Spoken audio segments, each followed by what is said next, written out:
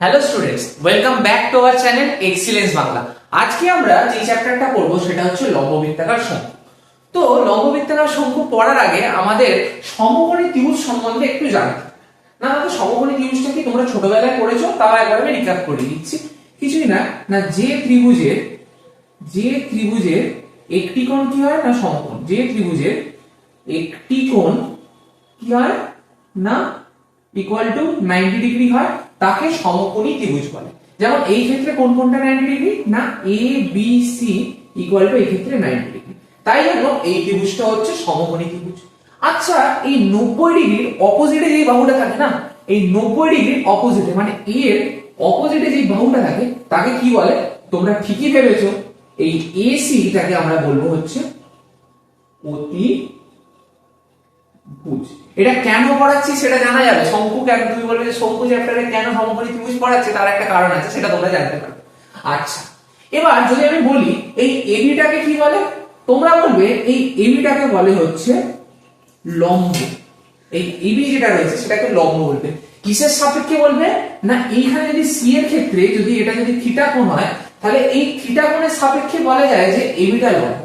এই থিটা কোণের সাপেক্ষে বলা যায় এবিটা লম্ব। আর বিসিটা কি না, বিসিটা হচ্ছে তোমার ভূমি বা বেস। এবার তুমি বললে থিটা কোণের সাপেক্ষে কেন দাদা? তার জন্য আমি বলবো যেই কোণের সাপেক্ষে তোমাকে বলেছে, কেন দেখো লম্ব তো কোন একটা কোণের সাপেক্ষে হবে না, বা ভূমি একটা কোন কোণের সাপেক্ষে হচ্ছে। যেমন অতিভুজটা কি 90 ডিগ্রির সাপেক্ষে যে অপোজিট বাহুটা রয়েছে সেটা হচ্ছে অতিভুজ। তেমন ভাবে থিটা কোণের সাপেক্ষে অপোজিটে যে বাহুটা রয়েছে সেটা হচ্ছে লম্ব। কেন না, তুমি যদি গিয়ে এখানে যদি চোখ রেখে দাও, এখানে যদি গিয়ে চোখ রেখে দাও, তাহলে দেখতে পাবে এখানটা কি না, এখানটা একটা কিছু দাঁড়িয়ে রয়েছে, মানে লম্বা ভাবে কিছু একটা দাঁড়িয়ে রয়েছে, তাই জন্য এবিটাকে বলে লম্ব।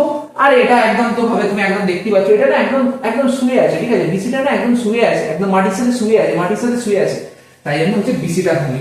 যদি লম্ব আর ভূমি নিয়ে মানে সমস্যা হয়, তাহলে শর্ট ট্রিক্সে লিখে রাখো, শর্ট ট্রিক্স মানে এসটি বলে লিখে রাখো।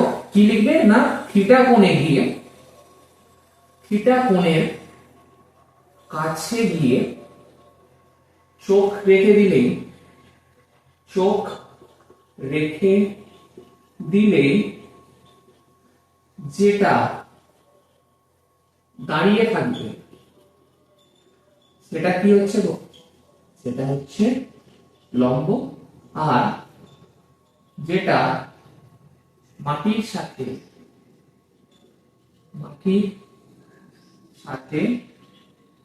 শুয়ে থাকবে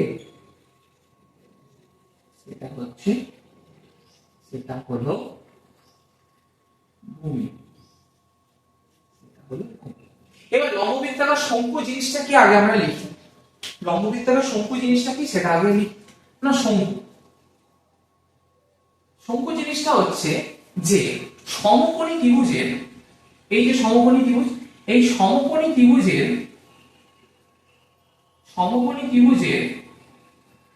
যদি লম্ব যেটা রয়েছে, লম্বটা এবি রয়েছে, তো সমকোণী ত্রিভুজের এবি কে যদি আমি কি করে দিই না ফিক্স করে দিই, এবি কে যদি ফিক্স করে এর সাপেক্ষে মানে এবি এর সাপেক্ষে এবি কে ফিক্স করে দিয়েছি, এবং এবি কে অক্ষ ধরে যদি সমকোণী ত্রিভুজটাকে ঘোরাতে থাকি, এবি কে ফিক্স করে ও এবি কে অক্ষ করে যদি থিটা যেখানে কোণটা রয়েছে, মানে থিটা কোণটা এখানে রয়েছে, এই থিটা কোণটাকে ধরে যদি ঘোরাতে থাকি, এই থিটা কোণটাকে ধরে যদি ঘোরাতে থাকি, যদি থিটা কোণটিকে ধরে ঘোরাতে থাকি, তাহলে যে ঘনবস্তুটা পাবো তাই হলো কি গো, তাই হলো কোণ বা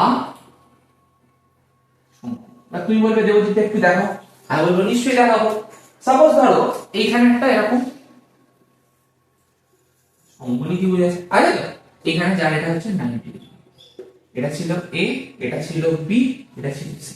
এবার এইটাকে না আমি একটু নিচের দিকে বর্ধিত করছি, বর্ধিত করলাম, করার পর এখান থেকে হাত দিয়ে আর কি বর্ধিত করার পর এরকম আমি হাত দিয়ে ধরে রেখেছি, এরকম ভাবে হাত দিয়ে আমি ধরে রেখেছি নিচে যে এটা বর্ধিত অংশটা। এবং এইখানে কোনটা কত ছিল না এখানে কোনটা থিটা ছিল, তাই থিটার সাপেক্ষে এইটা লম্ব আর এটা ভূমি, আর 90 ডিগ্রির অপোজিটে যেটা আছে সেটাও ত্রিভুজ। এবার যদি তুমি এইটাকে ধরে এরকম ভাবে ঘোরাতে থাকো না, এরকম ভাবে ঘোরাতে থাকো না, তাহলে যেই ঘনবস্তুটা হবে সেটাই এই শঙ্কু বলে। ঠিক আছে, এবার তাহলে আমি এইটাকে ধরে এই দিকে ঘোরাবো, তাহলে যেই ঘনবস্তুটা পাবো সেটাকে শঙ্কু বলে। সাপোজ দেখা গেল এইটাকে ঘুরিয়ে আমি এইখানটা যখন আনলাম, এইখানটায় ঘুরিয়ে যখন এটাকে আনলাম, তখন এরকম ভাবে ডট দিয়ে জিনিসটা দেখাচ্ছি। আচ্ছা, আমি ধরলাম t = 0 সেকেন্ডে এখানে ছিল, t = 1 সেকেন্ডে এখানে এলো। এই জিনিসটা এই মানে এসিটা আগে এখানে ছিল t = 0 তে, এখন এখানে এলো। আচ্ছা, আবার আমি এরকম ভাবে আনছি, সাপোজ করছি t = 2 সেকেন্ডে এখানটা এলো। আচ্ছা, আবার আমি ধরছি t = 3 সেকেন্ডে এই যে এসিটাকে মানে যখন ঘোরাচ্ছি তো এরকম ধরে ধরে ঘোরাচ্ছি তো, তাহলে t = 3 সেকেন্ডে এখানটা এলো। তারপরে একটা সময় t = 4 নম্বর সেকেন্ডে এখানে এলো। তেমন ভাবে এগুলো পুরোটাই আমরা একটু স্টপওয়াচ নিয়ে হাতে খেলছি। হ্যাঁ, তোমরা হাতে স্টপওয়াচ ধরে নিয়েছো, একটু করে ঘোরাচ্ছ পজ করছো, একটু করে ঘোরাচ্ছ পজ করছো। তাহলে এখানে t = 4 এখানে ছিল, সাপোজ ধরে নিচ্ছি t = 5 সেকেন্ডে এইখানে এলো। ধরে নিচ্ছি t = 6 সেকেন্ডে এখানে এলো। আর পেছন দিকে তো দেখানো সম্ভব নয়, 3D তো বোর্ড নয়, যেহেতু এটা 3D পিকচার। এই জায়গাটায় আমি ধরে নিচ্ছি t = 7 সেকেন্ডে এলো। এবার যদি এই যে পয়েন্টগুলোকে যদি যোগ করে দাও, এর পেছনে হতে যাবে, তাহলে যোগ করে দাও, এরকম ভাবে তাহলে ব্যাপারটা চলে আসবে। এরকম ভাবে তাহলে বোর্ড বলে ভালোভাবে হাঁটা যাচ্ছে না, এরকম ভাবে তাহলে একটা জিনিস চলে এলো। তাহলে এই যে জিনিস যেই এটা হলো কি হলো না, এই যে ঘনবস্তুটা হলো তাকেই কি বলে শঙ্কু। এর আমি তো ছবি রেখেছিলাম, তাকেই বলে হচ্ছে শঙ্কু। তো আশা করি সমকোণী ত্রিভুজ থেকে শঙ্কু কিভাবে এলো ব্যাপারটা বুঝতে পারবে। চলো এবার শঙ্কুর বিভিন্ন অংশগুলো জেনে নেওয়া যাক। না, শঙ্কুটা কিভাবে ভাঙা হলো খুব সুন্দরভাবে করেই দিলাম তোমাদের। এরকম একটা সমকোণী ত্রিভুজ ছিল দাদা, যার এটা 90 ডিগ্রি, এটাকে যদি আমি ঘুরিয়ে দিতাম এদিকে, তাহলে যে ঘনবস্তুটা তৈরি হতো তাকেই আমরা বলতাম শঙ্কু। হ্যাঁ কি না, তোমরা বলবে হ্যাঁ। আচ্ছা, এবার তোমরা আমাকে একটা জিনিস দেখে বলো, এই যে শঙ্কুটা না, শঙ্কুটা দুটো জিনিস দিয়ে তৈরি। আমি এটা মানে অফলাইনে যখন পড়ি কি এরকম ভাই বলেছি, দুটো জিনিস দিয়ে তৈরি। ওপরটা কেমন না ভি এর মতো, তুমি বলবে হ্যাঁ। এই যে নিচেটাকে যদি বাদ দিয়ে দাও, সাপোজ ধরে না এই জায়গাটা নেই, এই জায়গাটা দেখতে হবে, তাহলে কি হচ্ছে ওপরটা হচ্ছে ভি এর মতো, আর নিচেটা যখন আমি বোঝাচ্ছিলাম এইটা এখানটা এলো, এখানটা এটা আবার এখানে গেল গিয়ে গেল, তখন একটা এটা কি করছিল, একটা সার্কেল তৈরি করছিল।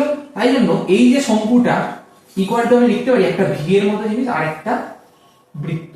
এই বৃত্তটা জুড়ছে না, আর একটা হচ্ছে বৃত্ত। তাহলে কি না, একটা হচ্ছে ভি এর মতো জিনিস, এটা জাস্ট মনে রাখার জন্য সুবিধার জন্য লিখিয়ে দিচ্ছি, ঠিক আছে। আর এটা হচ্ছে বৃত্ত। আর যখনই বৃত্ত চলে এসেছে তার মানে কি, বৃত্তের ক্ষেত্রে পরিধি আর ক্ষেত্রফলের ব্যাপারটা কি আসবে দেবজিৎ দা? আমি বলবো হ্যাঁ আসবে, বৃত্তের পরিধি আর ক্ষেত্রফলের ব্যাপারটা আসবে, সেই সম্বন্ধে আমরা জানবো যখন ফর্মুলাগুলো নিয়ে আলোচনা। তাহলে এই যে শঙ্কুটা রয়েছে, এবার কোনটাকে কি বলে সেটা দেখি। একটা ভালোভাবে আরেকটু এঁকে নিই, বড় করে শঙ্কুটা এঁকে নিই। এরকম শঙ্কুটা, এবার শঙ্কুটার ওপরটা অংশটা কেমন না ভি এর মতো, আর নিচের অংশটা কেমন না বৃত্তাকার, ঠিক আছে।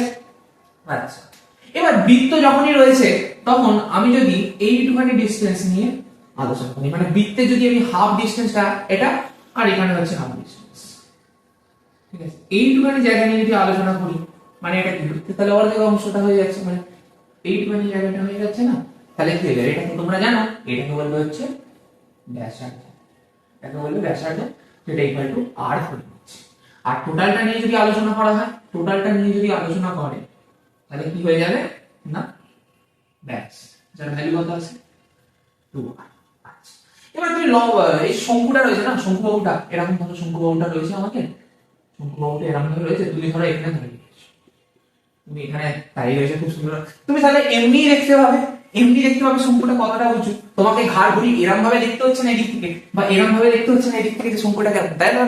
একদম তুমি স্ট্রেট এরকম ভাবে করে সামনে দেখাচ্ছ। আচ্ছা, শঙ্কুটার না হাইটটা তুমি এরকম ভাবে নরমালি বার করতে পারছো, মানে সোজা ভাবেই যখন তাকাচ্ছ তাহলে যেই উচ্চতাটা প্রথমে আসবে সেটা হচ্ছে সোজা উচ্চতা, এটা হচ্ছে মনে রাখা।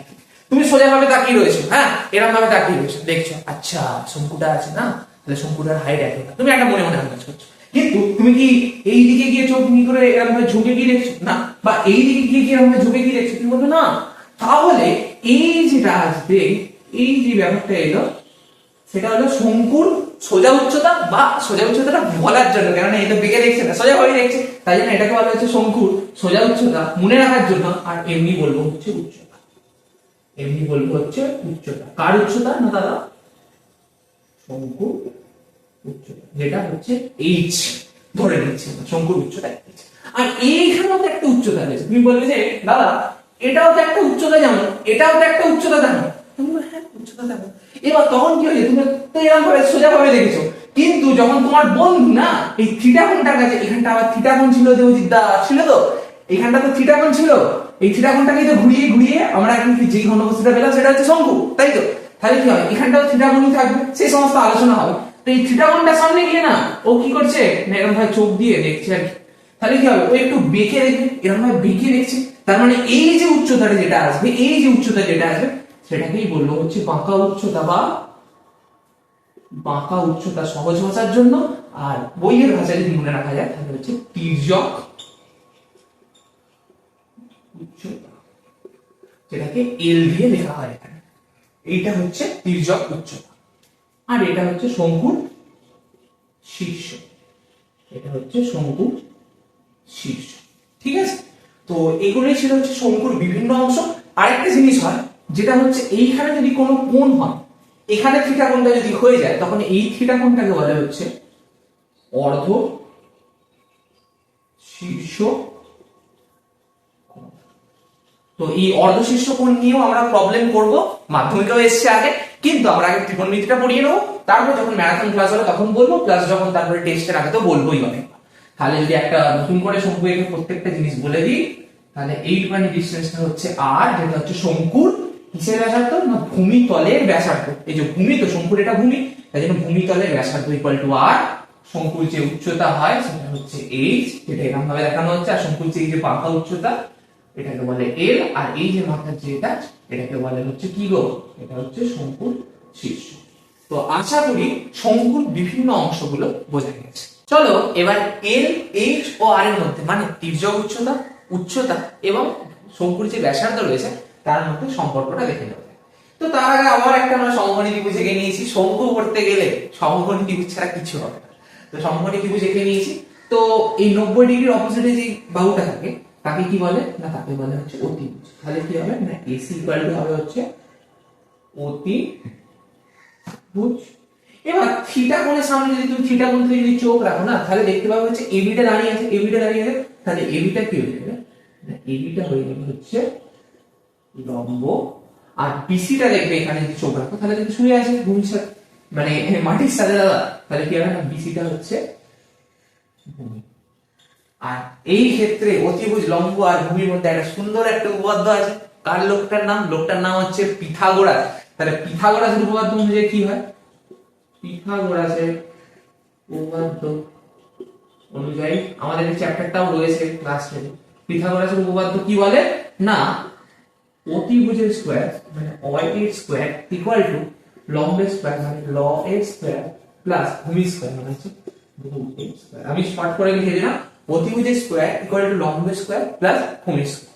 এবার শঙ্কু কিভাবে তৈরি হচ্ছিল দাদা, সেটা যদি আরেকবার তুমি দেখাও তাহলে কি করবো না, এরকম একটা শঙ্কু মানে একটা সমকোণী ত্রিভুজ ছিল, এটা 90 ডিগ্রি, এটা এ, এটা বি, এটা সি পয়েন্ট, এটা হচ্ছে থিটা, এটাকেই এখানে কালো কালি দিয়ে শুধু এঁকেছি। তাহলে কি করছিলাম না, বলেছিলাম যে এইটাকে একটু বর্ধিত করে দেবে, মানে আমাদের যে লম্ব যেটা রয়েছে সেটাকে বর্ধিত করে তুমি এখানে না সুন্দরভাবে হাত দিয়ে আমরা ধরে রাখো, এরকম ভাবে হাত দিয়ে যদি ধরে রাখো, এবং এইখানে যে পয়েন্টটা রয়েছে সেটাকে একটু মুছছি, এইটাকে যদি ধরে তুমি এই দিকে যদি ঘোরাও না, এটাকে ধরে যদি এই দিকে ঘোরাও না, তাহলে যেই ঘনবস্তুটা তৈরি হবে তাকেই আমরা কি বলবো, তাকেই বলবো শঙ্কু। তাহলে আমি সাপোজ ধরছি প্রথমে এসিটা এখানে ছিল, টি ইকুয়াল টু 1 সেকেন্ড পরে, মানে ঘোরাচ্ছ তো, টি ইকুয়াল টু 1 সেকেন্ড পরে আমি দেখছি সি বিন্দুটা এইখানে চলে এসেছে, টি ইকুয়াল টু এখানে ছিল টি ইকুয়াল টু 0। আবার t ইকুয়াল টু 2 সেকেন্ডে যখন সব ওয়াচ বন্ধ করে দেখছো তখন দেখছো এসি বাহুটা না এইখানে চলে এসেছে t ইকুয়াল টু 2। তেমন ভাবে এটা যাচ্ছে যাচ্ছে যাচ্ছে যাচ্ছে যাচ্ছে, তাহলে এখানে সি পয়েন্ট এখানে চলে এসেছে t ইকুয়াল টু 3। তেমন ভাবে কি হবে না এরকম ভাবে যেতে থাকবে যেতে থাকবে যেতে থাকবে যেতে থাকবে করতে করতে করতে করতে করতে করতে একটা শঙ্কু তৈরি করে দেবে, এটা এরকম ভাবে শঙ্কু তৈরি করে দেবে। আর অত দেখাচ্ছি না, একটা কি হচ্ছে একটা শঙ্কু তৈরি করে দিচ্ছে। তাহলে তুমি আমাকে একটা বলো, এটা একটা প্রপার শঙ্কু তৈরি করে দিয়েছে, এইটাকে যদি আমি ভালোভাবে একটু আগে ছোট হবে তাহলে এটা একটা শঙ্কু তৈরি হয়েছে। এটা ছিল এ, এই যে এটা ছিল এ, এটা ছিল বি, আর এটা ছিল সি। আচ্ছা এইখানে যে কোণটা ছিল সেটা কত ছিল? তুমি বলবে 90 ডিগ্রি। তার মানে এখানে কোণটা কত? 90 ডিগ্রি। এই কোণটা কত ছিল? থিটা। কোণটা থিটা ছিল তো? তুমি বলবে হ্যাঁ থিটা ছিল। আচ্ছা শঙ্কুর ক্ষেত্রে এই যে বিসিটা, এই যে বিসিটা তার মানে কি? তুমি বলবে এই বিসিটা এর মানে হচ্ছে না আর। তুমি বলবে যে কিভাবে দাদা তুমি বলছো যে এটা আর? কারণ এটা দেখো বৃত্তাকার যে ভূমিটা রয়েছে তার ব্যাসার্ধ তো বিসিটা হাফ, তো তার মানে কি হচ্ছে এটা মানে হাফ দৈর্ঘ্য, তার মানে কি হচ্ছে রেডিয়াস আর বা ব্যাসার্ধ। আর যদি পুরোটা নিয়ে নিতাম তাহলে ব্যাস হয়ে যেত, হ্যাঁ কি না? আচ্ছা এবার তুমি সোজা ভাবে এমনিটাকে দেখতে পাবে, মানে এখানে দাঁড়িয়ে যদি দেখো সোজা ভাবে দেখতে পাবে, যেমন ভাবে উচ্চতাটা বোঝা যায় এরকম ভাবে তুমি দাঁড়িয়ে দেখছো তাহলে এমনি দেখতে পাবে। তাহলে কি হচ্ছে এবিটা হচ্ছিল এই, আর এসিটা কি দাদা না এসিটা হচ্ছে তুমি এখানে চোখ রেখে একটু বেঁকা ভাবে দেখবে, এরকম ভাবে বেঁকা ভাবে দেখবে, তার মানে কি হচ্ছে এটা হচ্ছে বাঁকা উচ্চতা বা বৈদিক ভাষায় বললে তির্যক উচ্চতা। তাহলে তুমি আমাকে একটা কথা বলো, এই এবার এটা তার মানে এটা কি ছিল? এটা ছিল হচ্ছে ভূমি, এইটা ছিল হচ্ছে লম্ব, আর এটা ছিল হচ্ছে অতিভুজ, হ্যাঁ কি না? এখন এই অতিভুজের জায়গায় কি আছে? অতিভুজের জায়গায় এল আছে। লম্বর জায়গায় কি আছে? লম্বর জায়গায় এইচ আছে। আর ভূমির জায়গায় কি আছে? ভূমির জায়গায় আর আছে। যদি এই ক্ষেত্রে যদি আমি পিথাগোরাসের উপপাদ্যটা অ্যাপ্লাই করি তাহলে কি লিখতে পারি? অতিভুজের স্কয়ার ইকুয়াল টু লম্ব স্কয়ার প্লাস ভূমি স্কয়ার। তার মানে কি হবে? L square equals to H square plus R square. L square equal to H square plus R square. তাহলে এটাই ছিল তির্যক উচ্চতা, উচ্চতা ও ব্যাসার্ধের মধ্যে সম্পর্ক। একটা চার্ট করিয়ে দিচ্ছি, ওই চার্টটা খুব ইম্পর্টেন্ট, ডাইরেক্ট লিখে দিতে পারবে। তো আশা করি এটা বুঝতে পেরেছো। এবার চার্টটা আমি এটা মুছে করিয়ে দিচ্ছি, চার্টটা আমি মুছে করিয়ে দিই। সেটা হচ্ছে এল, এইচ ও আর। কোন কোশ্চেনে যদি এল দিয়ে থাকে, এইচ দেওয়া থাকে তাহলে তোমাকে আর বার করতে হবে। আবার কোন কোশ্চেনে যদি এল দেওয়া থাকে আর দেওয়া থাকে তাহলে এইচ বার করতে হবে। কোন কোশ্চেনে যদি তোমার আর দেওয়া থাকে এইচ দেওয়া থাকে তাহলে তোমাকে এল বার করতে হবে। ঠিক আছে, এবার কয়েকটা ভ্যালু বলে দিচ্ছি, যে ভ্যালুগুলো মনে রাখলে তোমাদের অঙ্ক খুব তাড়াতাড়ি হবে। যেমন এল যদি 13 হয় তাহলে এইচ হবে 12 আর হবে 5। কিভাবে হবে? তাহলে কিভাবে হবে সেটা তো দেখবো, কিন্তু দাদা তুমি আমাকে বলো এই যে এইচ যে 12 হচ্ছে, আরটা কি এখানে 12 হতে পারে না? আমি বলবো হ্যাঁ হতে পারে, সেটা আমি দেখাচ্ছি। তার আগে এগুলো লিখে নিই। আচ্ছা ওটা হয়ে গেল। তারপরে এল যদি 10 হয়, এল যদি 10 হয় তাহলে এইচ 8 হবে আর 6 হবে। 8 মানে 8টাও 8 হতে পারে, ঠিক আছে, আবার এইচটাও 6 হতে পারে। কেন হতে পারে সেই সমস্ত কিছুই দেখাবো। আচ্ছা আবার যদি এল যদি 25 হয় তাহলে আমাদের যে এইচ রয়েছে সে 20 হতে পারে, আর 8টা 15 হতে পারে। সেম ভাবে 8টাও 20 হতে পারে, এইচটাও 15 হতে পারে। কিভাবে সেটা সবই রাখবো। আর তোমাদের বইতে যেটা রয়েছে 17.5, এলটা যদি 17.5 হয় তাহলে এইচটা 14 হতে পারে আর 8টা 10.5। এবার বলবে দাদা তুমি এগুলো ভ্যালুগুলো না কিভাবে লিখলে একটু যদি বলো। আমি বলে দেখিয়ে দিচ্ছি। ধরো এল এর ভ্যালু কত, আমি ধরে নিচ্ছি এলটাকে বার করতে, তখন এইচ এর ভ্যালু কত আছে? এইচ এর ভ্যালু আছে 12 আর আর এর ভ্যালু হচ্ছে 5। এবার আমরা সম্পর্ক কি জানতাম না, L square equal to H square plus R square, और L equal to 12 square plus 5 square. এদিকে এটা স্কয়ার ছিল, এদিকে গেলে রুট হয়ে গেল, और এল ইকুয়াল টু রুট এর প্লাস মাইনাস আছে, তাহলে কত হবে? 112 স্কয়ার মানে 144 আর 5 স্কয়ার মানে হচ্ছে 25, और এল ইকুয়াল টু তাহলে plus minus 169 equal to plus minus. তাহলে এবার এর যেহেতু একটা দৈর্ঘ্য তাই জন্য সেটা কি নেগেটিভ আসতে পারে? এল এর তাহলে দুটো ভ্যালু আছে, একটা হচ্ছে পজিটিভ তার, একটা হচ্ছে নেগেটিভ তার। তুমি বললে যে না নেগেটিভ তার আসতে পারে না, তার মানে কি শুধু পজিটিভ তার হবে, তাই দেখো না এটাই রয়েছে। আর তুমি এটা দেখো যেহেতু H square plus R square যোগে আছে না, যেহেতু এইচ স্কয়ার আর আর স্কয়ার যোগে আছে না, তাই জন্য এইচ এর ভ্যালু 5 হলেও এটা চলতো, আর এর ভ্যালু 12 হলেও চলতো। তাই না? এই যে 13 যে স্কোয়ারটা যেটা এসছে, আমি সাপোজ ধরে নিচ্ছি এইচ এর জায়গায় তুমি 5 স্কোয়ার বসিয়ে দিয়েছো আর আর এর জায়গায় 12 স্কোয়ার বসিয়ে দিলো, তাহলে তো কোনো ব্যাপারই না, যেহেতু দুটো যোগে আছে, তার জন্য কোনো ব্যাপারই না। তাহলে এরকম ভাবে এই চারটা তোমার খুব ইম্পর্টেন্ট, ঠিক আছে? তো এই চারটা এরকম ভাবে একটা আমি করে দিলাম, বাকিগুলোও করে দেখবে সেম ভ্যালুই আসবে। আর একটা করে নিতে পারো, এল এর ভ্যালু যদি এল এইচ, আরেকটা চার্ট করে দিচ্ছি, এল যদি 5 হয়, এইচ তাহলে হবে 3 আর আর 4 হতে পারে। তেমন ভাবে তুমি বলবে দাদা যেহেতু যোগে আছে H plus H square plus R square, তাহলে এইচ টা 4 হতে পারে? তাহলে বলবে হ্যাঁ হতে পারে। আরটা কি 3 হতে পারে? বলবে হ্যাঁ হতে পারে। জাস্ট এরকম ভাবে করবে, তাহলেই হয়ে যাবে। তো আশা করি এল এইচ ও আর এর মধ্যে সম্পর্কটা বোঝা গেছে।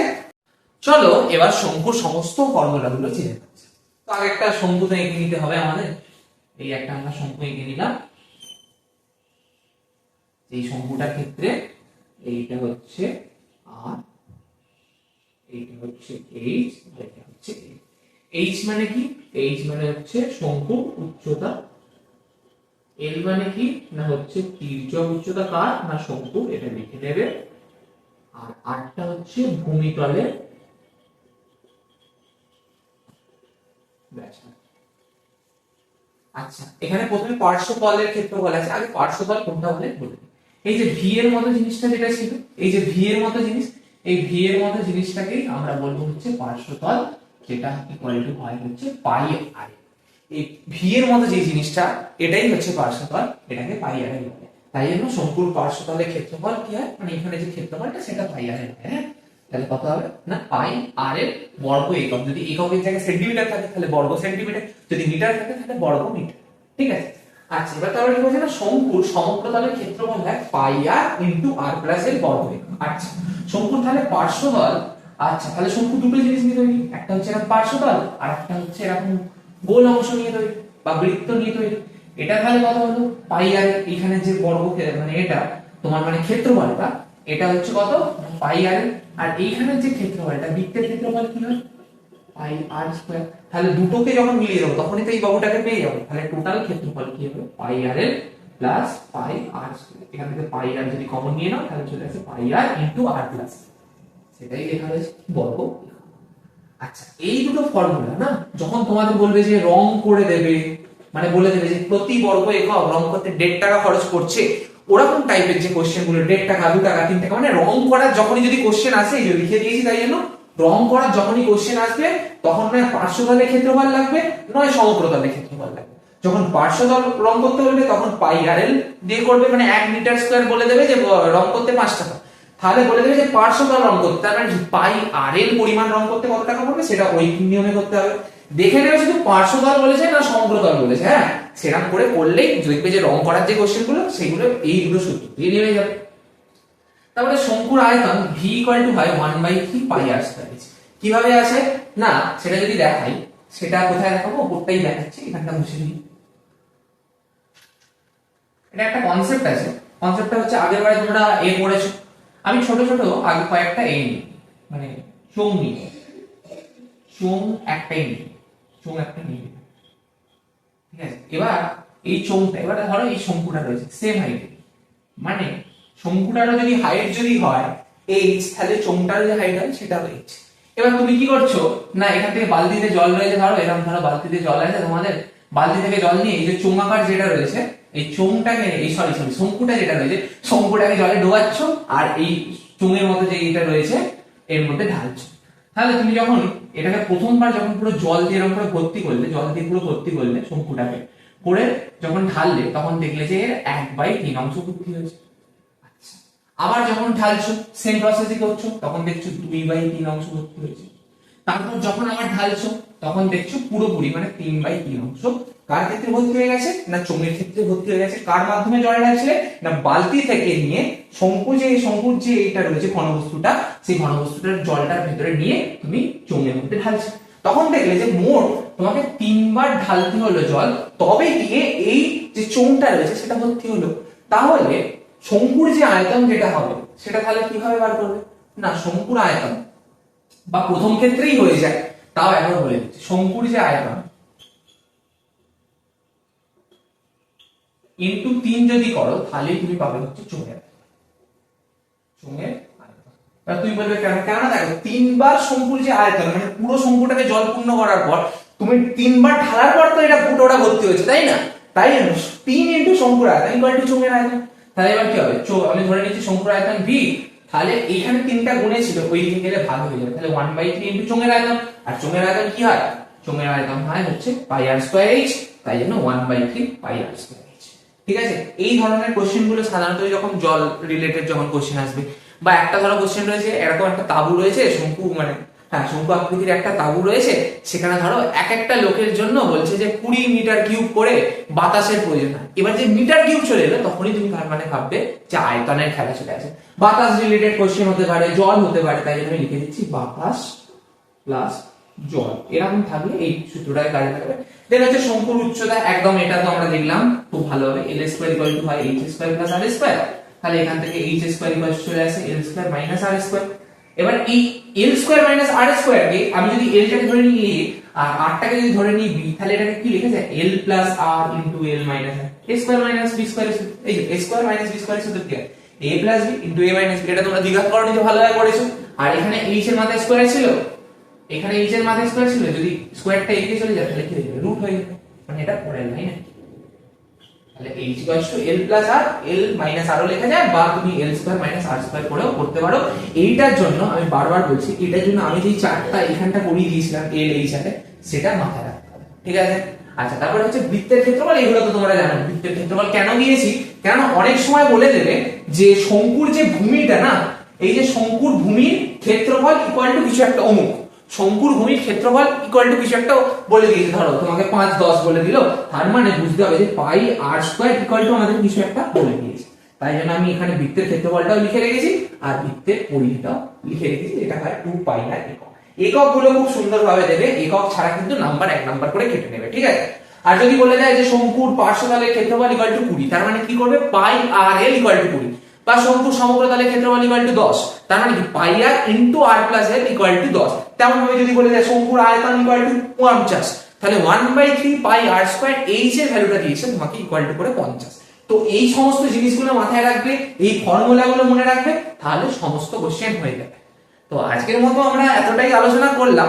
আর এই সমস্ত যা যা কোশ্চেন রয়েছে সেটা আমি আর রূপমদা গোলক প্লাস শঙ্কুর ইম্পর্টেন্ট যে কোশ্চেন সিরিজটা আসবে বা ভিডিওটা আসবে সেখানে আমরা ডিসকাস করব।